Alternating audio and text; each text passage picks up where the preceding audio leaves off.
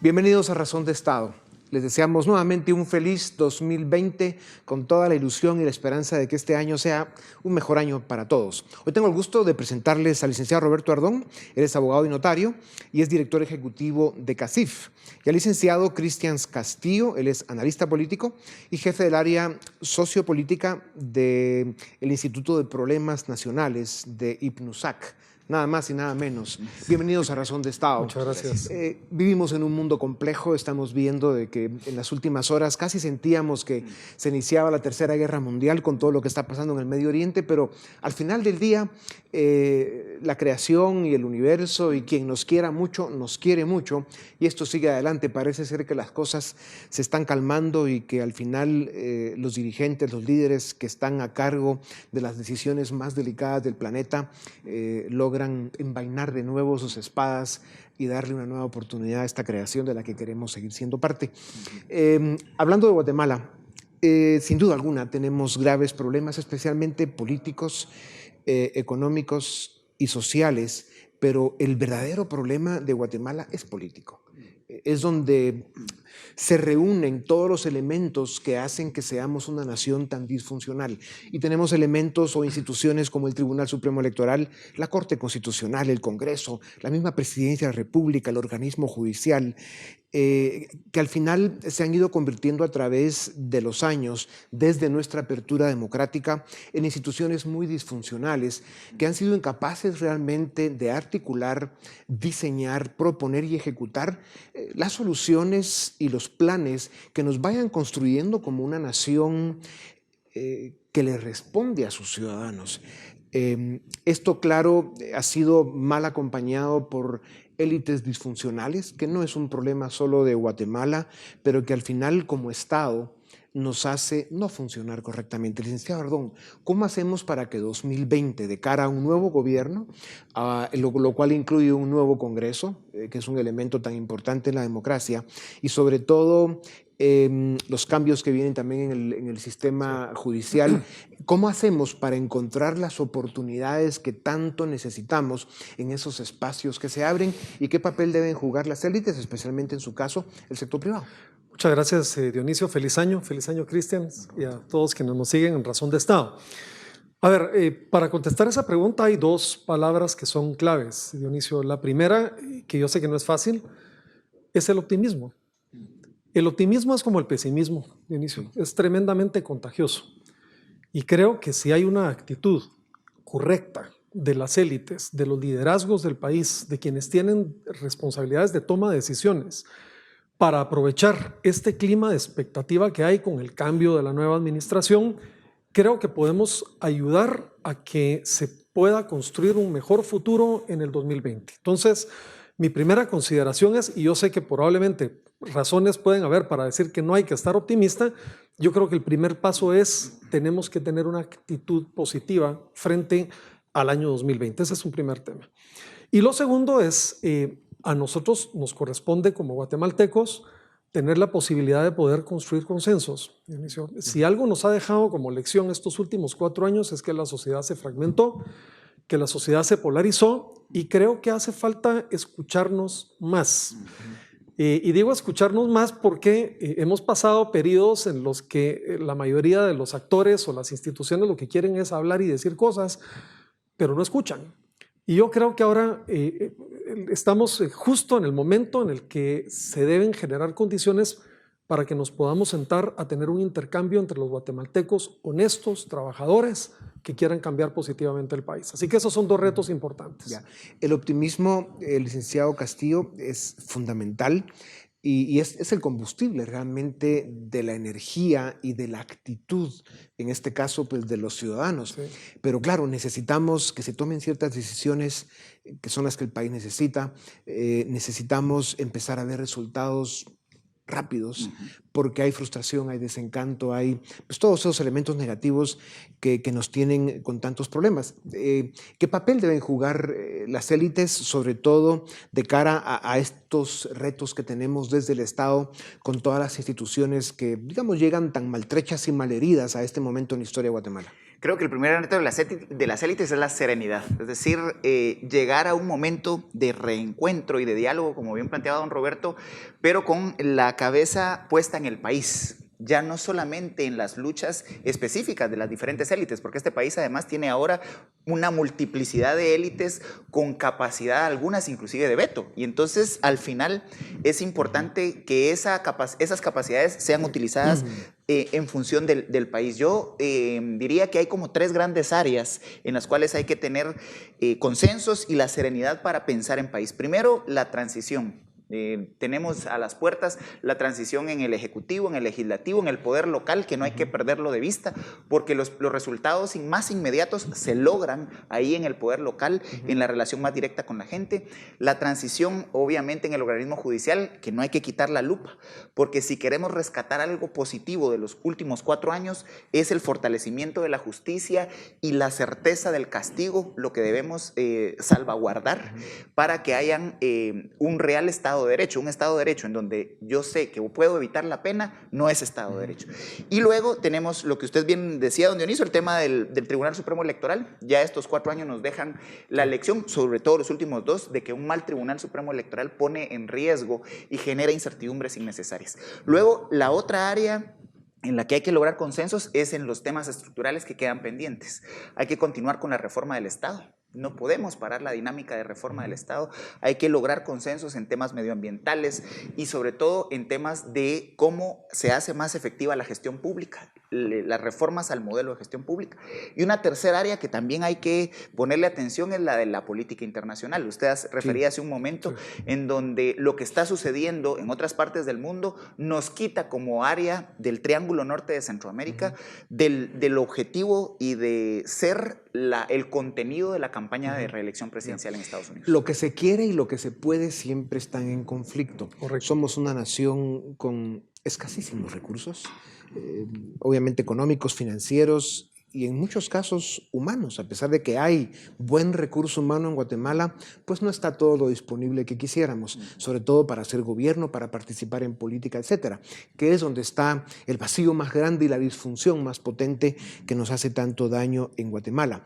Esa falta de recursos, sobre todo financieros y sobre todo recurso humano, nos obliga como sociedad a ser muy creativos, a buscar las formas de poder ser más efectivos para resolver nuestros grandes problemas.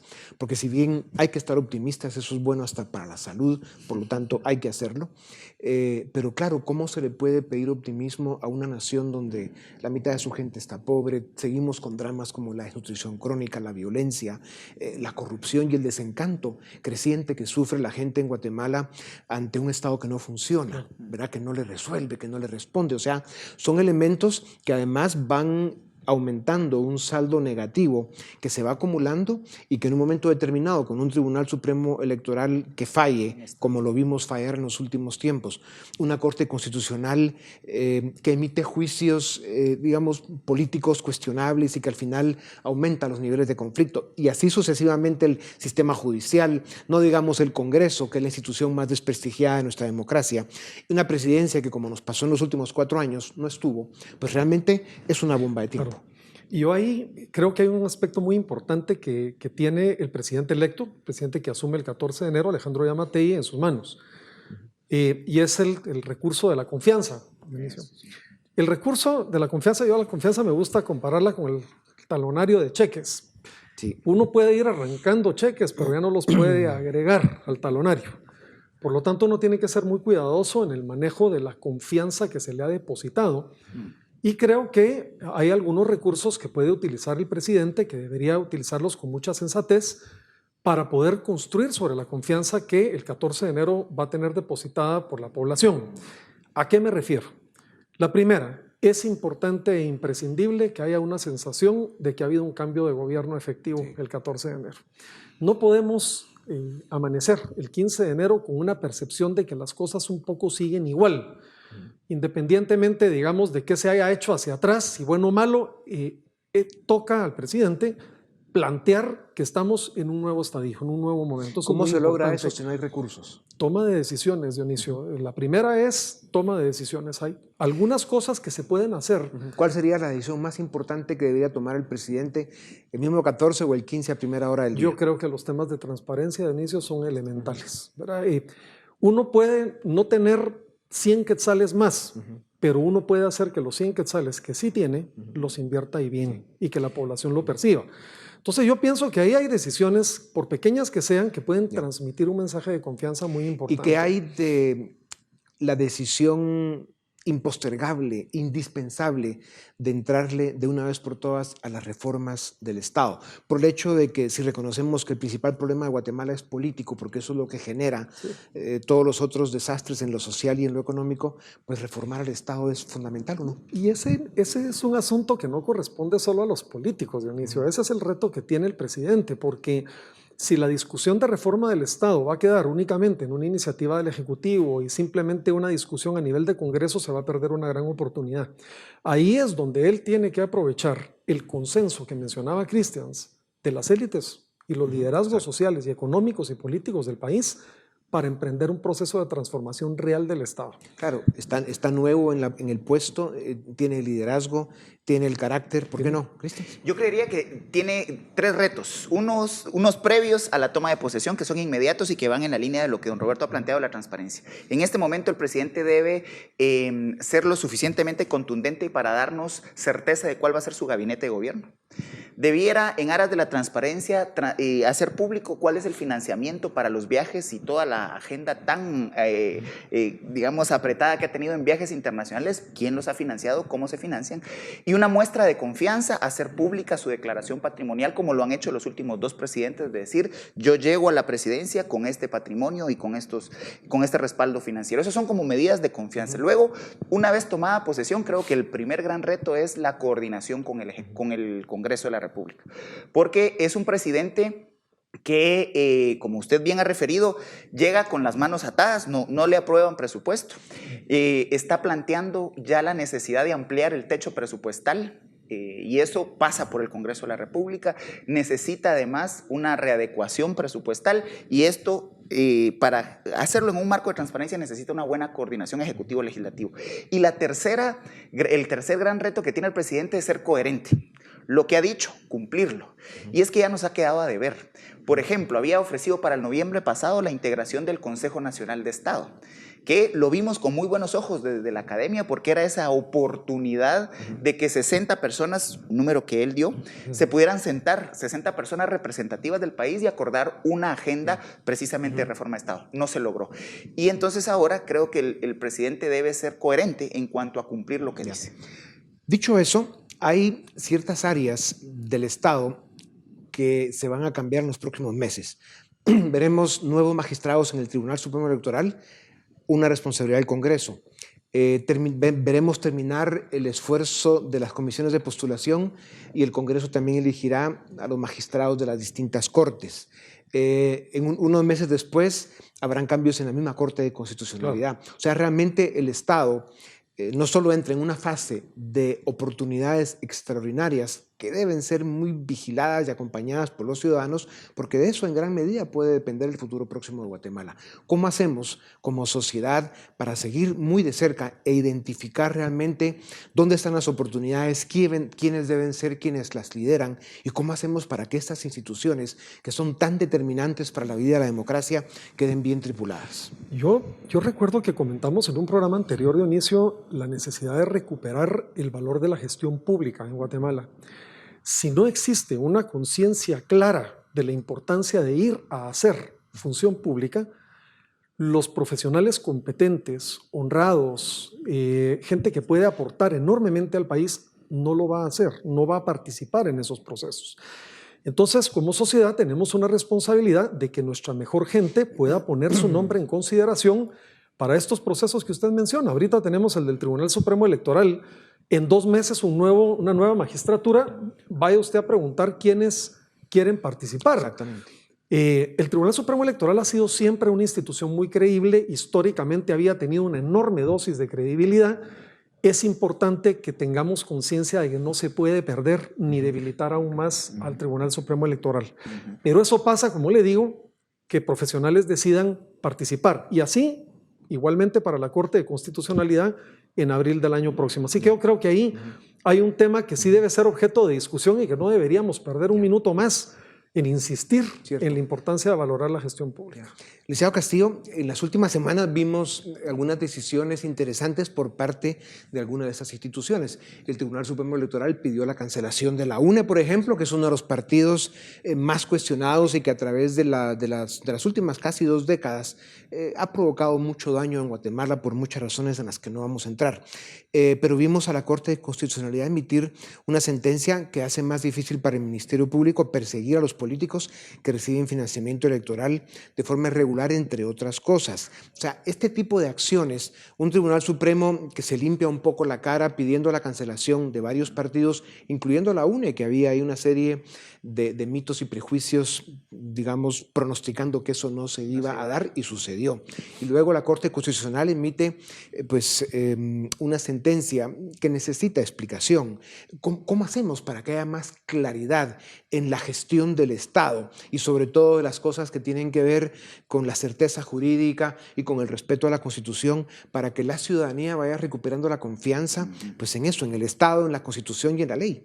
Creo que el gran reto ahí es despartidizar algunos entes de Estado, y el Tribunal Supremo Electoral es fundamental. Necesitamos un tribunal que sea lo más objetivo y lo más independiente posible. Los últimos 3 tribunales supremos electorales han estado marcados por incidencia e influencia directa de ciertos partidos, y eso lo discutimos prácticamente en los últimos 3 tribunales integrados.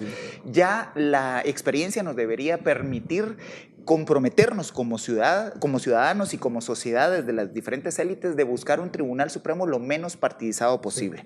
Luego, en el caso de la Corte de Constitucionalidad, efectivamente el primer elemento es devolverle la credibilidad a la Constitución, porque en los últimos 4 o 5 años la Constitución ha venido perdiendo esa capacidad de ordenar la vida en sociedad, porque se le interpreta o se le desarrolla desde interpretaciones antojadizas. Entonces me parece que sí hay un reto por tratar de sacar a los partidos. La partidocracia guatemalteca, que domina y controla casi toda la institucionalidad del Estado, debe tener límites, y esos límites deben estar en el Tribunal Supremo Electoral y en las Cortes, y ahí hablamos de un tema de reforma constitucional. O sea, digamos, si es aceptable y deseable hablar en serio de despolitizar la justicia y desjudicializar la política. Totalmente. Porque es en buena medida lo que nos ha venido haciendo, digamos, una parte de este daño acumulado que tenemos. El nuevo gobierno, el presidente Yamatei, que estará tomando posesión ya la semana entrante, se encontrará con un Congreso con grandes dificultades. Nos quedan pocos segundos, pero brevemente, licenciado Ordón, comentemos cómo cree usted que va a actuar el presidente Yamatei para lograr los consensos que necesita en el Congreso para avanzar. Mire, lo primero es que creo que él tiene que insistir en su mensaje de unidad y conciliación. Es decir, querer insistir en tener una visión unipolar de los asuntos políticos del país puede ser un error muy grave, particularmente por el peso político que no tiene a nivel del Congreso de la República. Así que él tendrá que hacer un esfuerzo importante por tener una comunicación con los liderazgos políticos. Lo segundo es tener muy claro a dónde quiere llevar, a dónde quiere ir. 2 o 3 temas importantes que convoquen puede ayudar a empezar a construir consensos. Si la agenda es dispersa, si la agenda no está clara o quiere tocar 10 o 12 temas, probablemente los resultados van a ser bastante magros. Bueno, para despedirme de ustedes, debo aclarar que no es casualidad que estemos 3 barbudos iniciando este primer programa de Razón de Estado este 2020. Yo perdí una apuesta y ustedes lo hacen por convicción, pero en todo caso, muchas gracias. Estemos en contacto para que podamos seguir analizando esta vida intensa que tiene Guatemala, y de verdad que este 2020 pues sean más que un año, o además de un año de optimismo, un año de resoluciones importantes y sobre todo de resultados para una nación que sigue esperando. A ustedes muchas gracias también. Esto es Razón de Estado.